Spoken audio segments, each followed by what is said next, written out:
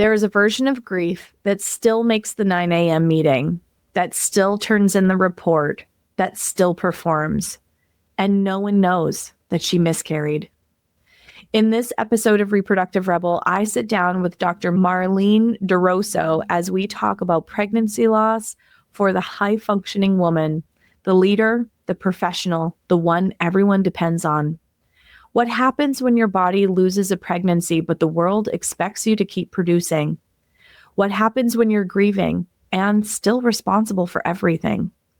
We talk about silent sorrow. We talk about the nervous system overwhelm. We talk about the myth of being strong. And we talk about hope. Not the shiny kind or the bypassing kind, but the kind you slowly build cell by cell, breath by breath. If you have ever held it together while falling apart, this conversation is for you. Hi, I'm Adrienne Irizarry. I'm an East Asian medicine practitioner who is passionate about women's health and helping women to live their best lives. My goal is to put you in the driver's seat of your health, offering holistic solutions for a symptom-free life. Statements made in this program are for educational purposes only and not intended as a substitution for medical consultation or advice. We do not claim to diagnose, treat, or cure any diseases. This podcast is inclusive and welcomes all gender identities. The focus of the program is on biological function, and we will use the term women throughout, but it is referencing physiological and social challenges for biology, not identity. Come as you are, I am happy you're here and welcome all performances of identity. I hope you find something helpful in this show.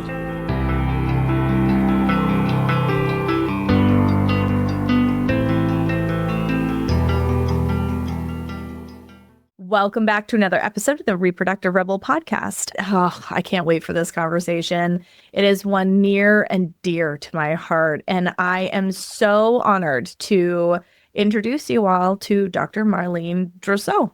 Welcome to the show. Thank you. Thank you so much for having me, Adrienne. I'm so excited to speak with you today. So Dr. Mar and I totally connected over being professional women on a fertility journey. I was like, oh, I need to have this episode on my show. So before I get all excited and we start talking about that, can you share with our audience a little bit about who you are and what you do? Absolutely. Again, my name is Dr. Marlene C. Duroseau. I go by Dr. Mar. So excited to be here with all of you today. And a little bit about me. I was born in sunny South Florida, Miami, Florida, to be exact. I am a child of Haitian immigrants. And I always like to make sure I talk about my background because as a child of Haitian immigrants, education is something that my parents just definitely pushed on us and made sure that we understood the value of. And that, I think, is what shaped me into who I am. I'm an avid overachiever, always learning, always ready to learn the newest thing, right? So with that, I went on to get my doctorate because even as an adult who went through infertility and built my career, that wasn't torture enough. I needed to go back to school, right? But I mention that because it all comes into play with my story now. And I'm also a wife. I've been married for 23 years. I have 4 boys.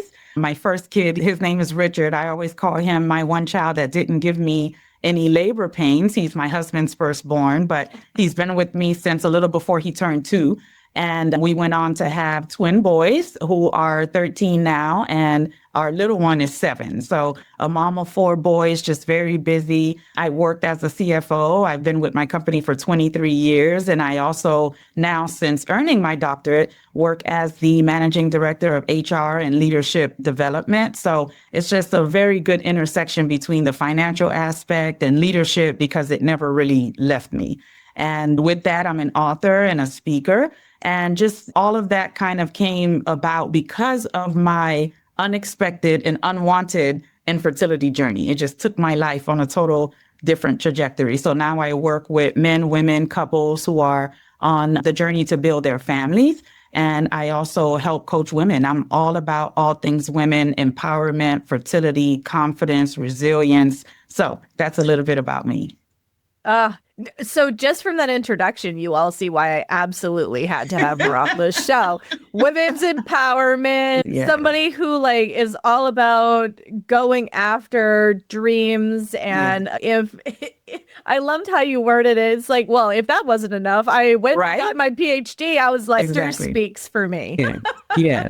You get me. We get each other. We all understand each other. Yes. I totally do. And that kind of drive was so much a part of my journey too. And when you're trying to have a baby with the love of your life and you find yourself like in this, I'm going to call it a liminal space between I have all of my shit together in the professional world.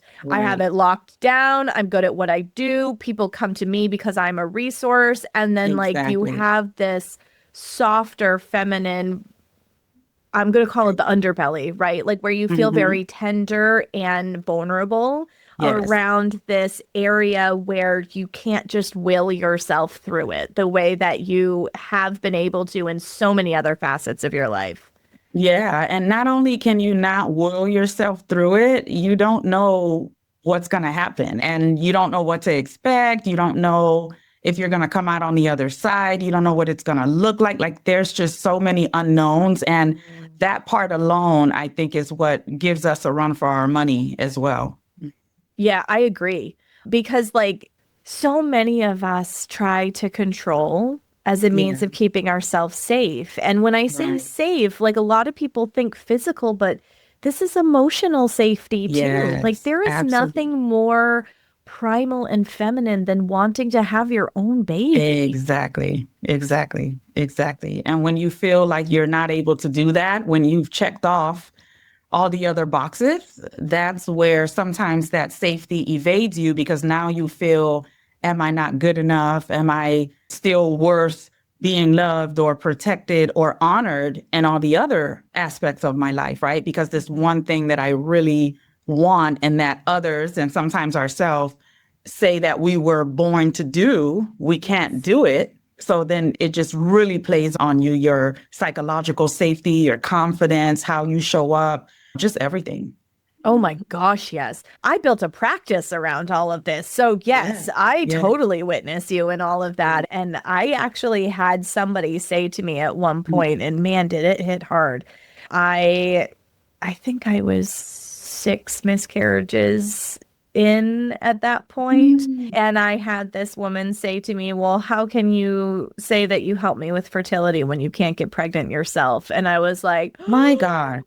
Oh my gosh, I think you just gouged my heart out. Like it was so painful.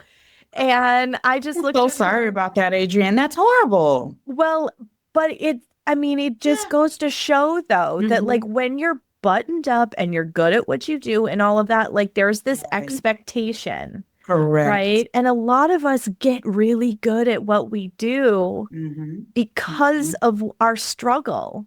Exactly. And what we've been through. It's so funny you mentioned that. And sorry, I think I just cut you off a little bit, but immediately what came to my mind when you mentioned that is one of my study participants. She was struggling with infertility. She had also just had a miscarriage and she became so hyper-focused on what it is that she did at work to the point where when they called her in for her annual assessment or performance review, they were like, you were overperforming, like you need to scale back, like it's too much. And she said, I had never heard that before because she became so even better, even more perfect at what she does. So I was just resonating with you with that because I found that a lot in my study participants too, just trying to, it's a coping mechanism and it's a way to also, I guess, tell ourselves we're still good at something. So we go in all in on that, right? Because we can't do the other thing. Oh my goodness. Yes, I resonate deeply with this. I had a point in my life, and I'm going to openly admit this. It's hard for me to admit this, but I know that I had a period, and it wasn't a woe is me. It was more like a why not me. Right. Where I would look at people who were not Yeah. trying to get pregnant and it was very easy for them. For them. Or I had received the upteen trillionth pregnancy test. Oh, look, I'm pregnant.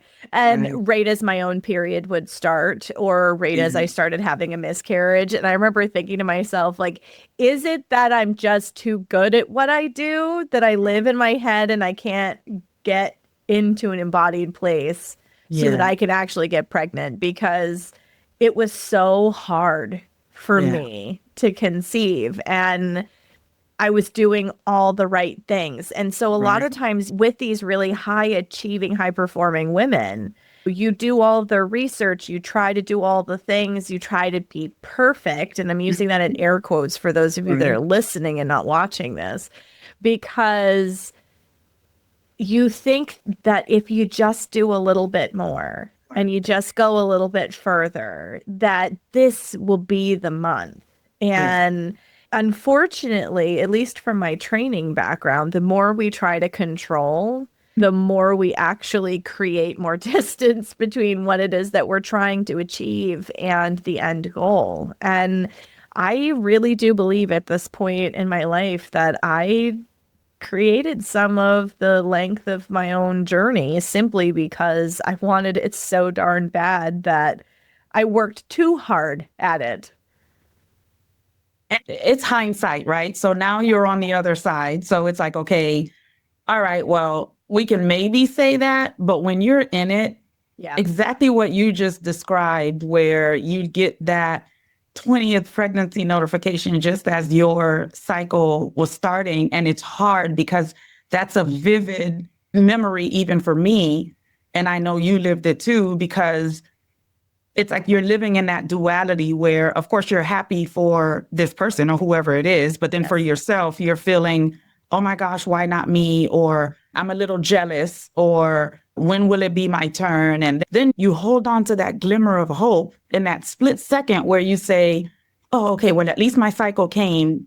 Let me gear myself up because I can try again, right? How do I get to it? Like, it's weird, right? That hope, you're holding on to that hope where you're upset to see your cycle, but then it's like, oh, okay, all right, let me get over these few days and then let me get back all in. So it's definitely an emotional roller coaster on top of everything else. But hindsight is 2020. You're probably thinking you did it, but it wasn't you. Everything that happened, the way it happened, you did what you were supposed to do to get to where you're supposed to be, right? So it gave me an incredidible capacity to hold space for people who really needed that love and support on their own journeys. And I'm grateful. Like, as much as every single one of those losses broke my heart, and some of them more so than others for different reasons, but I'm grateful for the gifts that each one of them gave me as well, because they helped me help other people. So something that it really resonated with me when we were talking, and you have this really beautiful mission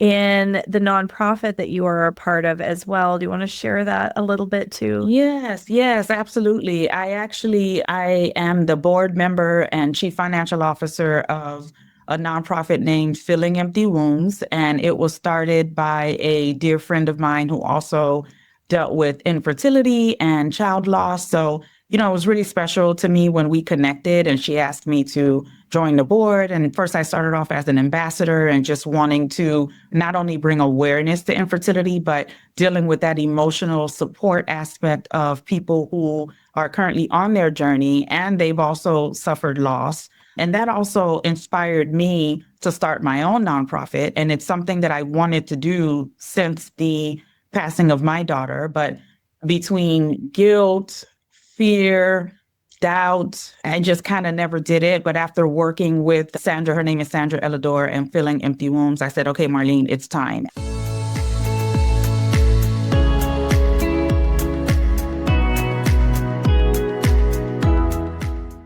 Before we go deeper into this, if you're listening and thinking, I want more of this kind of conversation, the Rebel Frequency Inner Circle is where we continue in. It's a private space with one bonus episode each month, plus small practices and a community of women doing this work in real life. You can join us through the link in the show notes. All right, back to the show.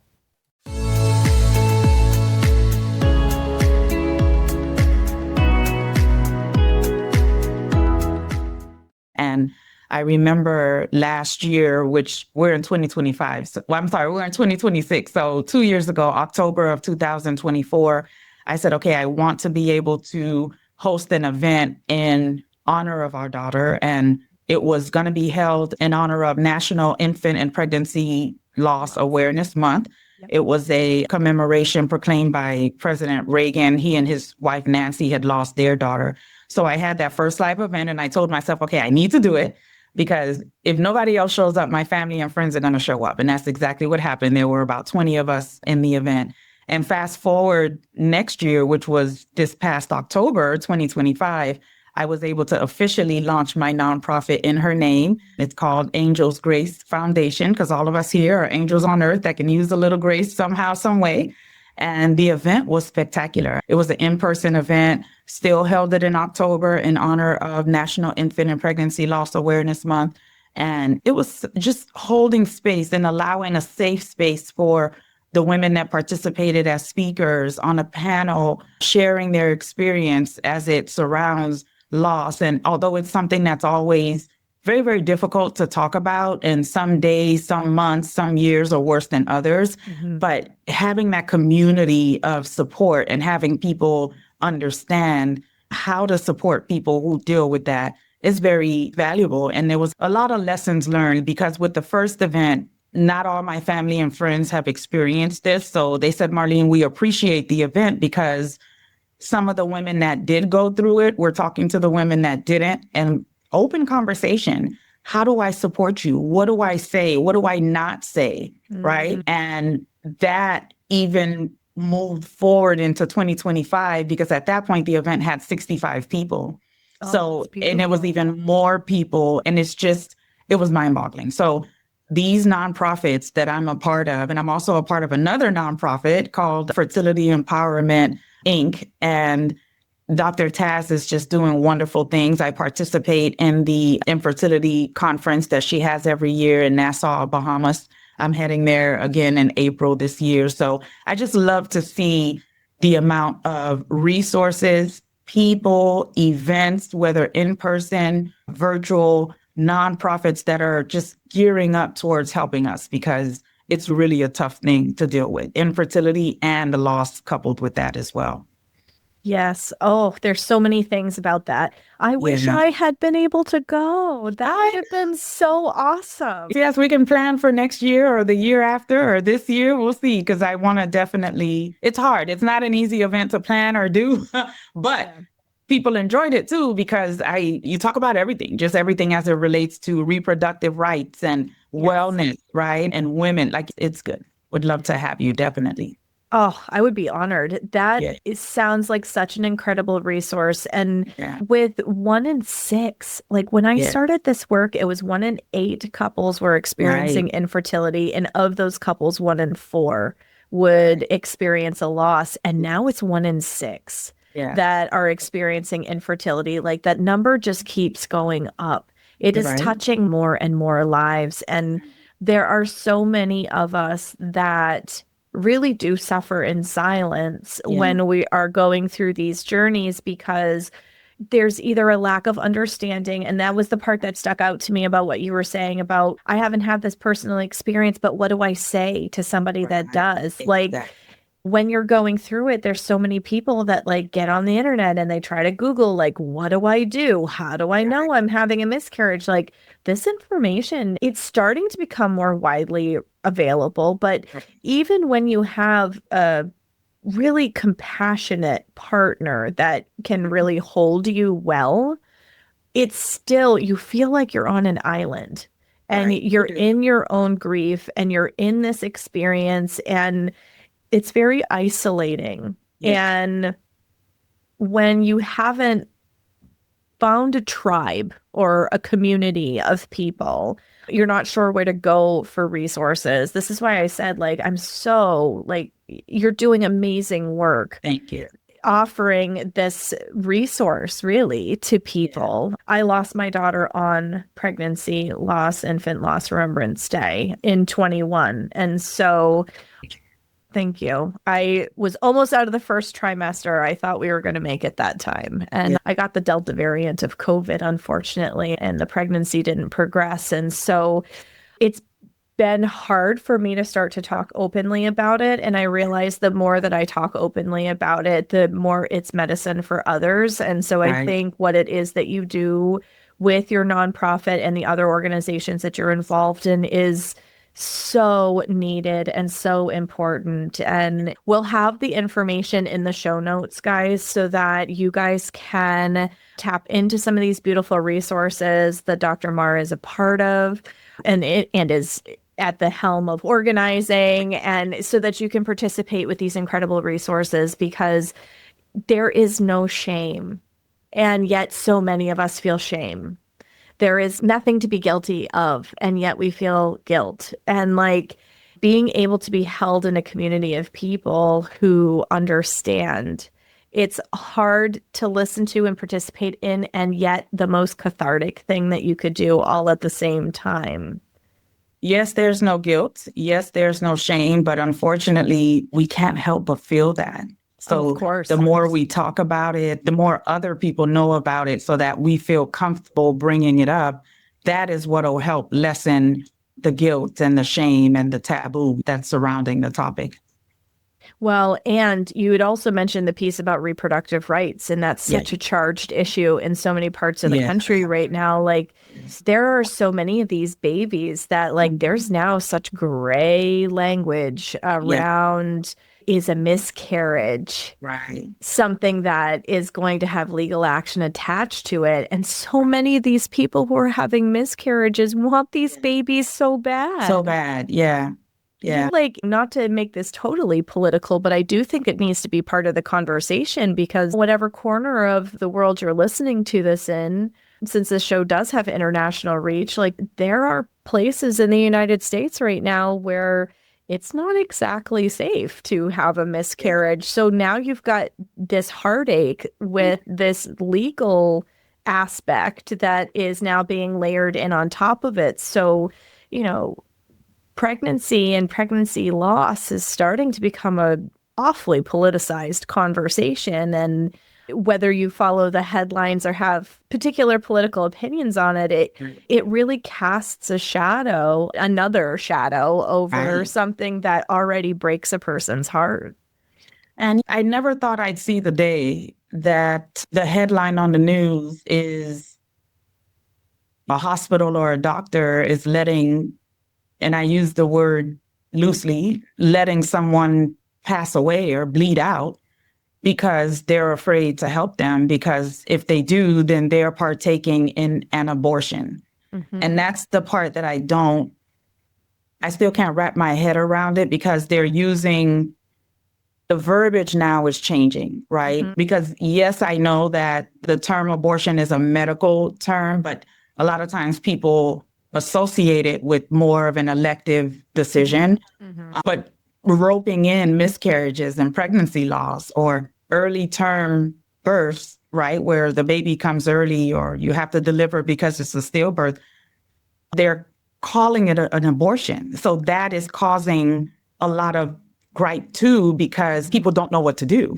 Mm-hmm. And when I say people, the medical professionals, they took an oath, they swore an oath to help, and they're afraid, right? Mm-hmm. Am I going to go to prison? Am I going to lose my license? And I never thought I'd see the day. And in the meantime, like you said, the people who are going to seek help because they are losing their baby, they don't want that. And then they want you to help them. So what are you supposed to do? Exactly. Well, and that topic touches portions mm-hmm. of the population a lot more deeply than others. Right. And there are a lot of racial lines that follows. And it's so heartbreaking, because the maternal fetal health rates are already in a sketchy place, and then add that in on top of it. So something that is so life-changing in and of itself, you know, it's just, there's a lot to unpack there. And that's probably, you're like, yes, this is a topic that definitely could be unpacked in and of itself. But so how do you feel your journey with fertility has shaped the professional that you are now? It's almost like what you said. I think I was always destined to learn and grow and be someone. I just love everything that has to do with success because I've always known that the harder you work, right, the more you'll get, whatever you're looking for, you're going to find it, all those things. But with the infertility, it kind of dropped me down a peg to say, okay, I've done everything I can. I can't study my way out of this one. I can't work my way out of this one. I can't physically do something any more than I'm already doing to make it work. And it allowed me to really say, okay, our journey is one of resilience and being able to adapt because everything that we talk about when it comes to building a family, building a career, being successful, Adrienne, is all part of a plan. So who controls this plan? And until I had to experience infertility, everything that I planned out just worked out the way it was supposed to happen because I planned it. I was ready, so it happened. That was not the case. Sister speaks for me. Yes, that was not the case with this. And then it makes you wonder even more. So why is it that I can plan and strategize and figure everything else out and it happens the way it was supposed to or planned, but this doesn't? So it impacted my journey in a way where it's okay to take a step back. It's okay to change course. It's okay to do things a little differently, right, than you had planned. Because if you're not able to adapt, oh, you're in for a rude awakening. You don't know how many women I run into. Oh, no, yeah, I would never do IVF because XYZ, ABC, 1, 2, 3. Oh, no, well, that's your plan. That's fine. But when the universe tells you something else, and that's one of the methods you can employ to possibly try and build your family, you have to be willing to adapt. And I was never rigid before. I never had an experience of things not working out. Yeah, I'm very flexible. That wasn't it. But it was more, okay, if you do 1 + 1, you're going to get 2. That's it. What is this business that I have to do +1, -2, add another 1, go to the side half? What is that? I don't know. We don't know that. So it had to be like, oh, okay, if I want to be able to get to 2, I have to be able to go with the flow, do my own research, put my own work into it, but also be willing to know, 1, I can't control everything.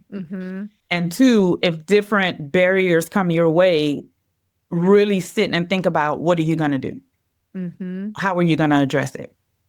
Because ultimately you want the same result.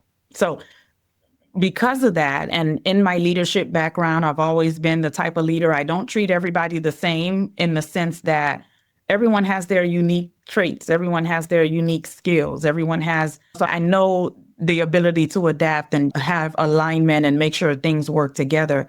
But it made me even more aware of how important that is. Definitely bringing in empathy, definitely learning to support people on their journey. And sometimes I wonder, I said, well, I'm a good person. Why did this happen to me? Because everything I'm telling you, because some of my study participants, they told me, oh, no, I was rigid. My staff couldn't be late.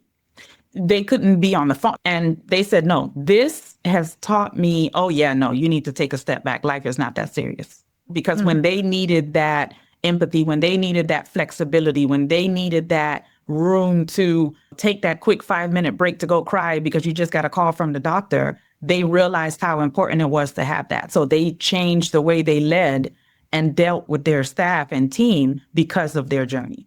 So that's why sometimes even with me, I grappled with my faith a lot because I said, okay, well, I'm doing everything right. Just what you said in the beginning of our conversation. You're doing everything right. You're checking all the boxes. Why is this not happening? Not to say that bad things are supposed to happen to people that do bad things. I don't even know about that because I always also say it goes back to you can't control everything because sometimes you may do everything you need to do, but then you get impacted by the choice and decision of somebody else. Yes. You understand what I'm saying? Because I totally do.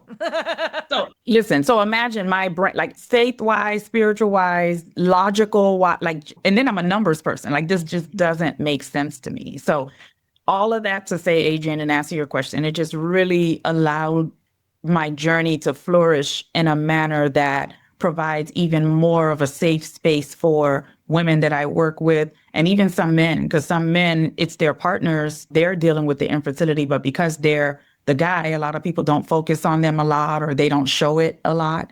Yeah. But they too have to work and do what they need to do to support their partner. So it's just about making space to be adaptable, making space to allow people a safe space to land because you've been there too, right? And it also showed me on my journey that anything is possible. And as long as you are willing to consider another way, it can happen. Because even in our work, you may have a manual that says this is how the procedure is supposed to happen. This is what you're supposed to do. But look at when COVID happened. Yeah, we have manuals and procedures. Nobody knew what to do with that, right? Like we didn't know. And I'm in the nursing home industry. And a lot of people know how hard the nursing home industry was hit and blamed and everything with and for COVID. So I say that to say it just allows you to be able to, okay, let's take a step back, assess where we are. What can we do to still push forward while keeping the human aspect involved and in consideration? Keeping the human element in the picture. Yes. I love that because I think we do go far afield and we lose sight of that very easily. I think some of it is socialized into us, right? Like we're expected to be organic robots and live in spring and summer energy all the time. And and that's just not the human experience. It's not.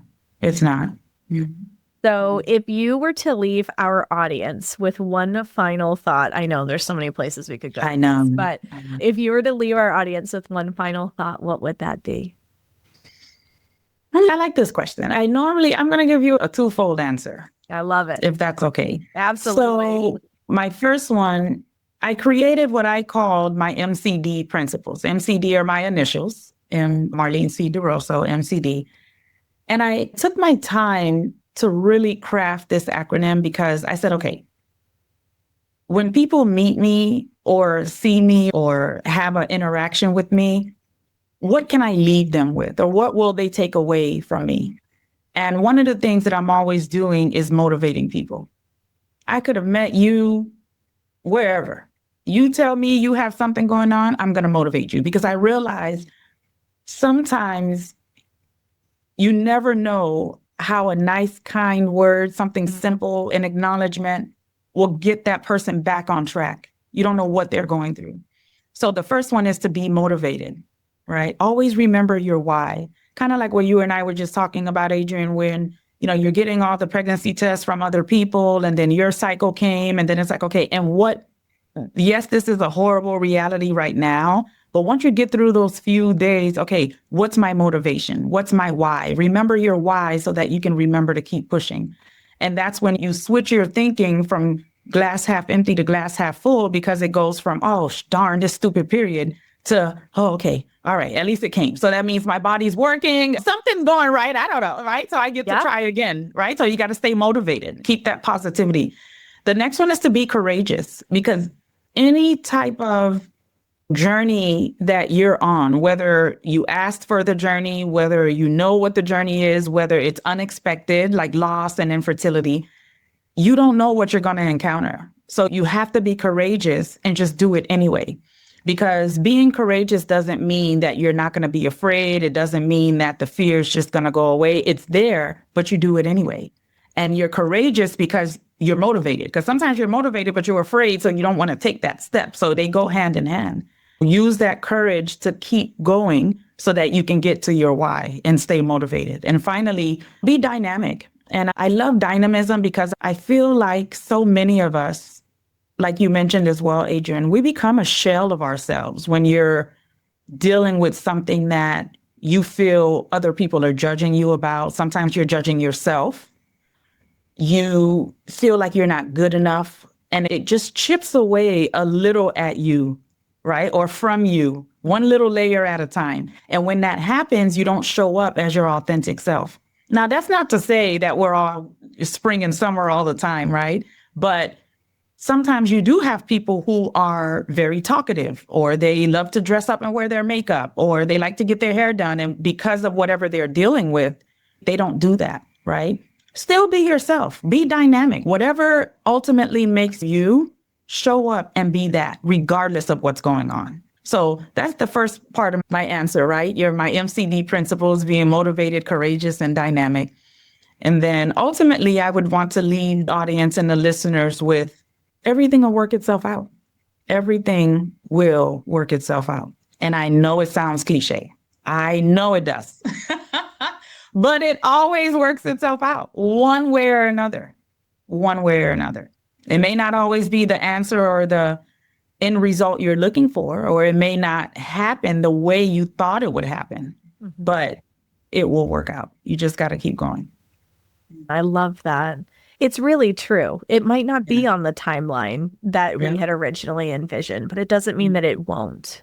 Yeah, absolutely. And I know that's definitely true on my end of things. My son is about 1.5 years old now, and he is 14 years younger than my baby, my biological baby. So, I had always envisioned they'd be closer together so that they had a relationship. But honestly, she said the most beautiful thing to me when I was pregnant, because I got kind of emotional here. I am close to delivering, and I'm like, I'm sorry. I was really hoping that you were going to have a brother that was going to be like close to you in age. And she goes, Mom, I'm actually really glad that I'm this age. She said, because I can do so much more. And the night that I gave birth, because I did a home birth, she caught him. Like, how special is that, right? That's beautiful.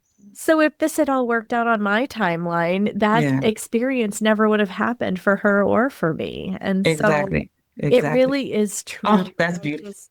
Thank you so much for sharing those beautiful thoughts with our audience. And Dr. Mar's contact information is going to be in the show notes. Please engage with the beautiful organizations that she's a part of. We all need this kind of soul food and nourishment. Absolutely. And I am so grateful for your time. Thank you so much for joining us. Thank you so very much for having me. We definitely need to stay connected because we can do some wonderful things, and just sharing our lived experience with other people. If it does nothing else, it just allows them the opportunity to see that they can keep going because others have gone through it. They're not alone and they can do it. So thank you for what you do. And thank you again for having me. Thank you so much. And until next time, everybody. If you're listening to this and feel like there's still something here for you, like the conversation isn't quite finished in your body yet, that's exactly why I created the Rebel Frequency Inner Circle. It's a private space where we go deeper with one bonus episode each month, small ritual practices, and a community of women who are actually living this work. It's just $5 a month. You can join through the link in the show notes. Come stay in the conversation.